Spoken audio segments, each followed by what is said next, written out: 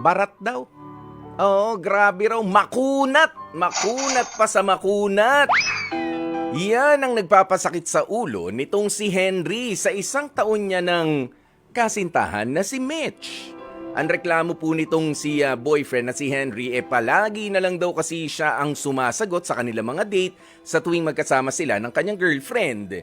At ang dagdag pa ni Henry, hindi niya raw maramdaman na mismong itong si Mitch ang humuhugot sa kanyang wallet para ilibre naman siya nito paminsan-minsan.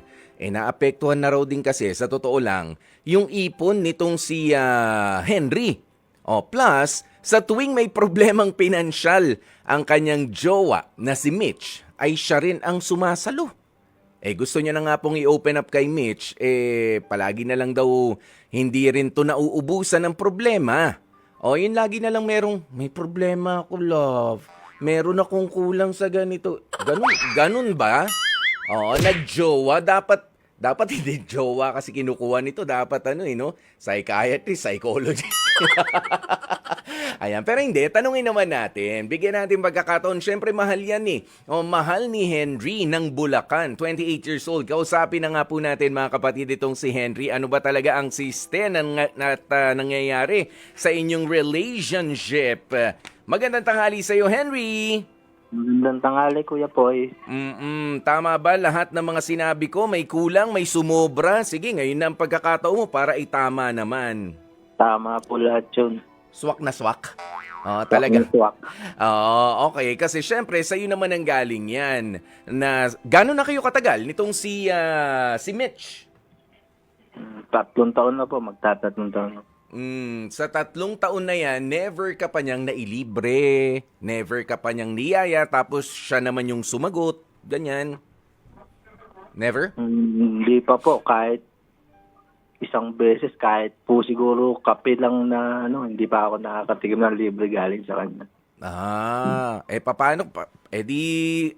Pag sinabi mo lahat, pati yung pamasahe sa jeep, sa tricycle, pagka may pinupuntahan kayo, ganyan, wala? Wala po, lahat po ako. Puro ikaw ang bigay lang talaga ng bigay. Okay, Opo. ikaw ba ay merong sama ng loob dito kay Mitch? Kasi, syempre, sa magkarelasyon, pagka ganyan na ang siste, para nagsusumbatan na yan Ayaw mo na ba kay Mitch? Hindi naman po sa sama ng loob. Kumbaga lang po. Kumbaga hinahanap ko rin po yung sana po minsan maisip niya na puro na lang ikaw ang gumagastos, puro na ikaw. Sana ako naman, pagbigyan mo naman ako bumawi ngayon, ako naman ang bahala sa iyo.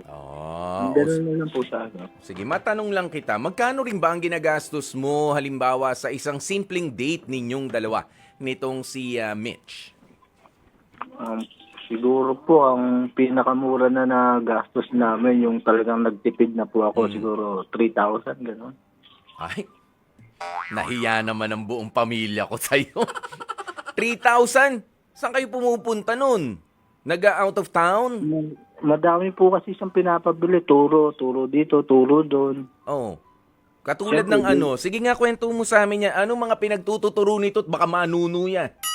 Yung mga mga hikaw, panglagay sa mga buhok, lipstick, lotion.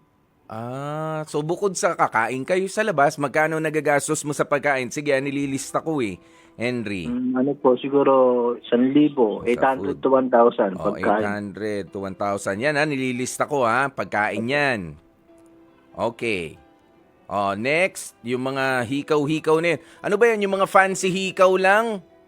Hindi po, yung mga silver. Branded? Apo, 925 po yung silver. Mga magkano yun? Yung isa po, 400, 350. Ilan ba tenga nitong si Mitch? Kada lumalabas kayo, merong hikaw na binibili? Hindi ko nga po alam sa kanya kung saan niya nilalagay. Saan? Hindi mo alam kung saan nilalagay. Saan ba naghihikaw si Mitch? Parang ang Dalawa dami. lang naman po. Pero Dalawa. butas po niya ng Ano? sa tenga, 4 yun. 4 ang butas ng tenga? Opo. Kala ko 4 yung ibig sabihin malakas din yan sa sa cotton buds, ganyan. Kung apat well, sige. Mahilig siya sa mga ganun. Pero hindi mo ba sinasabi, ikaw na bumili niyan. Gusto mo naman yan eh. Hindi po kasi pagka nagustuhan niya, gusto niya, ibibigay sa kanya eh. Sige. Baga, Sige. gusto po niya yung parang sunod yung luho niya. Bukod doon sa mga alahas na pinabibili niya, ikaw, ano pa ang pinabibili sa'yo? Damit po, tsaka mga lipstick. Talaga yung lipstick nandun. Ilan ang bibig ni Mitch? Isa lang po. Isa lang naman, pero bakit parang ang lakas niya naman sa ganun ba kakapal yung labi niya at nakakaubos ng lipstick? Gusto po kasi niya siguro, araw-araw, ibang kulay ng labi niya. Ganun. Tineterno sa damit, sa makeup siguro, Opo. no? Hindi natin alam. Pero nakikita mo naman na ginagamit niya. Ako po, nakita ko naman po. Hindi niya naman pinahihiram sa'yo yung iba. Hindi po, ayaw po niya. Baka gamitin mo no? Ayan. Pero medyo magastos talaga, ha? Magastos. Okay. Bukod doon, so mga 3,000 ang gastos kada date. Gaano kayo kadalas nagde-date sa loob ng isang buwan? Nung bago pa lang po kami, siguro madalas kasi in love po ako. Ayun. Pero nung mga tumagal na sa isang beses siguro po, dalawang beses sa isang buwan. 2 beses na lang. So, medyo binabudget mo, nakakahalata ka na no? Nakakahalata na. Okay. Sige. Pero never mong sinabi sa kanya na, libre mo naman ako minsan. Alam mo yung lambing na ganon? Magjowa kayo eh. Hindi po kasi iniisip ko baka magtampo po, baka sabihin Ano? na nagsasawa na ako magbigay sa kanya. Baka nanunumbat, ganyan. Ano bang alam mo merong phone-in question dito. Ano raw ang trabaho mo, Henry? At ganyan ang mga kahilingan na ibinibigay sa iyo ni Mitch. Supervisor po ako sa isang kumpanya po. Malaki-laking kumpanya yan. Hindi naman, siguro po nasa 500 employee, ganun. 500 to 1,000 employee. Okay, tapos ito namang si Mitch, meron din mga hanap buhay? Anong trabaho? Meron po. Cashier po siya. Di mas maraming perang dumadaan sa palad niya. Ha? Dumadaan lang daw po. Ayun nga, sinabi ko nga, dumadaan lang naman yun. Siyempre, kahere. 'Di ba?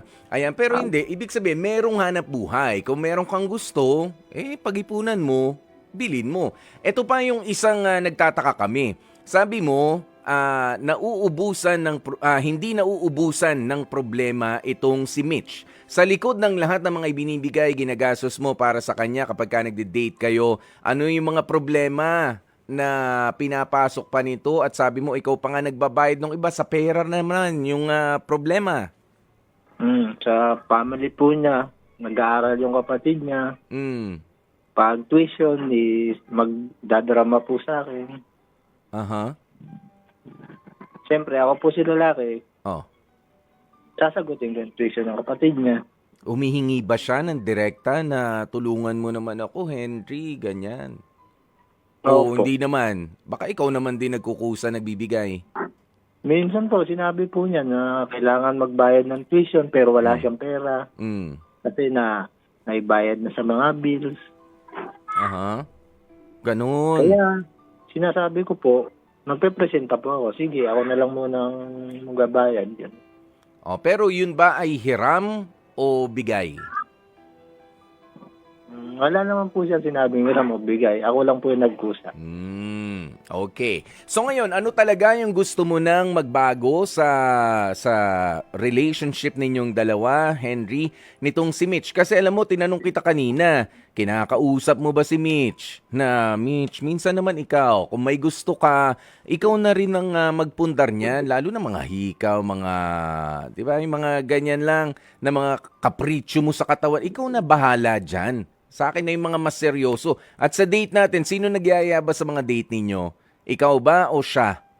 Nung una, Kuya Poy, ako po. Pero nung tumagal, puro siya na po. Puro siya na. O minsan tatanggi ka rin kapag ka hindi pwede. Or sabihin mo talaga yung sitwasyon, teka lang, nag-iipon din ako. Baka pwede naman dito na lang tayo sa bahay. O baka pwede dyan na lang tayo sa bahay ninyo, magkita. Di ba? Nagigets Opo. mo? Opo, kuya Oo. po. Oh, di ba? Mas maganda yung ganoon eh. Pero ito, maganda, nakausapin muna natin. Nasa linya kasi natin si Lina ng Zambales. Si Ate Lina ay merong astig advice para sa'yo. Pakinggan mo to ha. Sana manamnam natin kung ano ba itong ipapayo ni Ate Lina. Ate Lina, magandang tanghali sa'yo. Magandang tanghali po, sir. Ano pong maipaglilingkod namin sa inyo? Ang may ano ko lang po, tungkol sa problema na kinakaharap ng caller nyo. Oo nga, ang Ang astig advice may mo ano ko lang- ay... Ang may advice ko lang po na kakausapin niya po niya yung girl niya para po, baka naman po mamimihasa na kasi kung hindi naman po niya tuloy-tuloy po yan. Tatlong Kasi taon pare-pares na, lang Ate po. Lina. Opo. 3 taon nang sila. Pare-pareho naman po sila may trabaho pero dapat hindi din umaasa sa isa lang. Dapat kung hindi po yung lagi-lagi na lang. Yun. Ikaw ba nagkaroon na rin ng boyfriend na napaka-generous? Yung mapagbigay, Ate Lina? Noon nung kabata-bataan ganon. Oo. Ganon din. Pero hindi naman ako umaasa sa kanya. Yun. Hindi ka naman umaabuso, no? Hindi ako. Ayaw kong ganon. Kasi mahirap din yun. Kahit mag-asawa na din kayo, dapat din hindi lang siya ang gumagastos. Dapat Yan. dalawa kayo. Hati. Hati ng responsibilidad. Opo. Yung iba nga mag-asawa na. Ate Lina, may asawa ka na ngayon? Opo, meron po. Di ba, ikaw ba malakas ang loob mo kapag hihiram ka ng pera kay mister? O nahihiya ka pa rin? Nahihiya akong ganon. Oo. Kung makaano naman ako, dapat babayaran ko din. Yun. Kung ayaw tanggapin, salamat. Pero nandun yung intensyon na makapagbayad, maisole yung hiniram mo kahit pa nga mag-asawa kayo. Maraming salamat sa iyo, Ate Lina, ha? Dapat yan ang maging... Wala pong anuman po. di ba? Yan. Napakaganda nung payo, nung astig advice nitong si Ate Lina Henry. Alam mo ba, totoo yan. Kahit sa mga mag-aasawa, kahit sa mga mag-aasawa, naguhunos dili, na membreno yung iba na, lalo kahit hihiram ng, kunyari, hati kayo sa bill, mag-asawa. Tama? Opo. Oo. Baka pwede ikaw muna. Sige na, susoli ko next payday. Yung mga ganyan, medyo kinapos ako eh. Yung mag-asawa na yun, may mga anak na yun. Pwede nang dumukot na lang sa wallet ni Mister o ni Mrs. yung asawa pero hindi nila ginagawa yan. Kami rin sa pamilya namin, Henry, never. Ang mga magulang ko ay hindi ganyan kahit kaming mag-asawa. Medyo nakakahiya kapag pero naman nung diba? Hindi nga kami magkaintindihan dahil sa sobrang hiya. Diba? Sa sobrang hiya. Pero ito, pwede naman na maturuan mo itong si Mitch kung papaano. Kasi nga baka mamihasa. Tama yung sinabi ni Ate Lina. Mahirap pamihasain na ikaw na lang at ikaw ang sumasalo. Dahil alam mo ba, Henry, ang katotohanan? Henry? Opo. Na hindi ka palaging nasa itaas. Hindi palagi kang malakas. Hindi palagi na ikaw ay malakas ang kita. Diba? Wag naman. May mangyari in the future.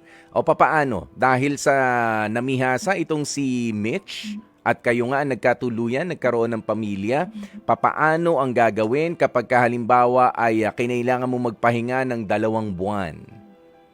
Diba? Kinailangan magpahinga ng katawan mo ng 2 buwan. Anong mangyayari sa kanya? Iiwan ka na lang? Bahala ka na, soli ka na lang sa magulang mo, papayag ka ba sa ganun? Kaya wag mong pamihasain. Nakuha lang ng kuha, na tanggap lang ng tanggap. Turuan mo na maging generous din. Turuan mo na magpuntar para sa sarili niya, para hindi rin siya kawawa. Opo.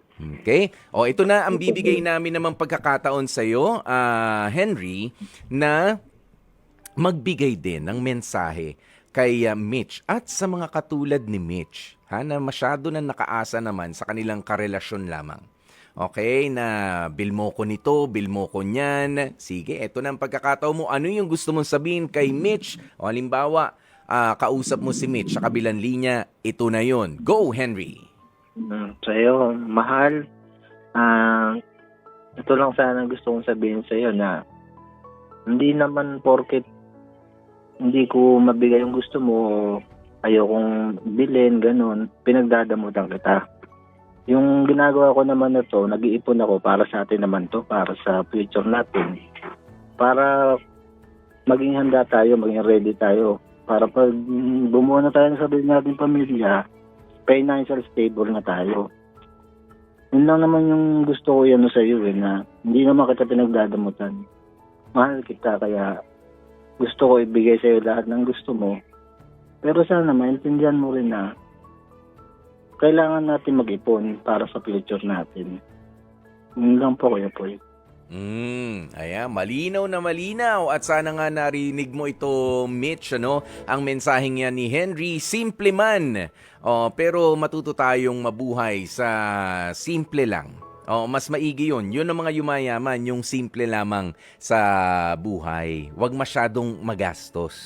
'Di ba? Kung di kaya, pwede naman mag-window shopping lang. Tingin-tingin lang, amoy-amoy lang, 'di ba? Picture-picture lang, Henry.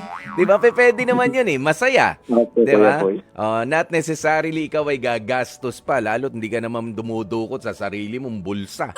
'Yun ang matindi ron. Pero maraming salamat, Henry, sa pag-share mo dahil alam ko na marami diyan ang medyo kinukulang din ng lakas ng loob para sabihin sa kanilang mga partner yung totoong sitwasyon. Lalo pa nga at hindi naman padali ang buhay ngayon. Medyo mas pahirap ang buhay ngayon maging totoo tayo sa ating mga sarili.